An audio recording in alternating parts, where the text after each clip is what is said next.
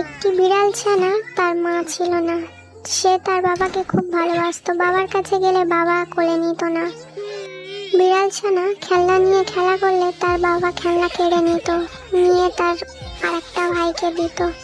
তার সৎ মা ছিল, আরেকটা বাচ্চা ছিল তার বাবার সৎ মায়ের, তাকে নিয়ে ঘুমাতো। এই বিড়াল ছানাকে নিয়ে ঘুমাতো না। সে কষ্টে বাড়ি থেকে বের হয়ে এলো। রাস্তায় একটা বাঘ মামার সঙ্গে দেখা হলো। সেই বাঘ মামা একটা খাবার দিল, সেটা তার ভাইকে খাওয়ালো। তার ভাই সেটা খেয়ে সহ্য না করতে পেরে অনেক বমি করে দিল। তার মা সেটা দেখে ভয় পেয়ে গেল। সেটা তার বাচ্চাকে নিয়ে ডাক্তারের কাছে নিয়ে গেল। তার বাবা তার মা অনেক কান্নাকাটি করছে।